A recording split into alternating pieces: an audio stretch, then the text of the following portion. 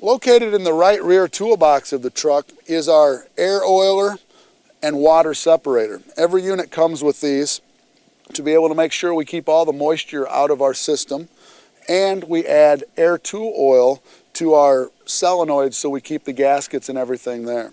We also have a positive shut-off on this, so we can shut the air off from here to the back end of the distributor. So in case you would have an air leak or needed to work on something, you can shut the air off from this point. Our normal operating PSI for our air pressure is 110 to 120 is what we want to see on this gauge. If I want to add oil to this system, I can shut the air off here. And then it's as simple as pushing up on the canister, turning it, and pulling it down. Now I can add oil to this canister, push it back up,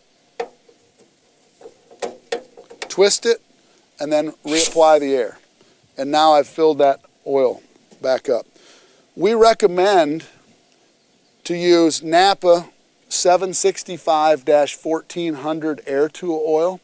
That is the recommended oil that the manufacturer of the air valves recommends for us to run in our system. It's available at any Napa store.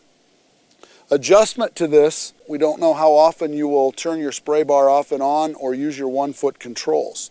So the more that you use your 1-foot controls, the more oil you'll go through.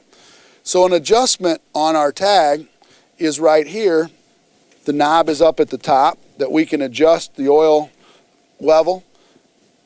A good recommendation is every week to 2 weeks you should have to fill this bowl if you use this truck every day. So you may have to adjust this in the future in order to make sure you're using some oil. Normally a little more oil is better than not enough oil. It keeps those cylinders lubricated and the gaskets alive. This is our hydraulic manifolds. There's no maintenance to these manifolds. There's nothing that an operator needs to worry about. This is where the lift, shift, and fold for your spray bar is controlled.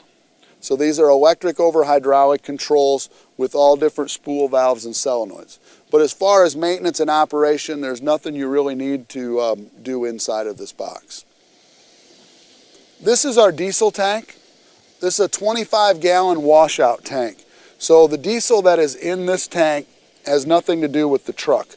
We keep our washout system totally separate from the actual truck chassis. This is used to be able to wash our pump out at the end of the day or go to your power wash down so that you can spray the back end of your truck off. We take truck air, we run to an Etnire air tank, which is mounted behind our diesel tank here above my shoulder. But from the truck air tank, we have a safety valve which is set at 85 psi, so no matter what happens to the distributor air, we never jeopardize having the correct amount of air on the truck to be able to use truck brakes, etc. There is a positive shut-off valve here also, so if we do have an issue at the back end or need to shut the air off on the distributor, we can shut it off in this position, or normally it's in the on position and charging air to our air tank, which is then going back to the air oiler and water separator, and then back to the air solenoid valves.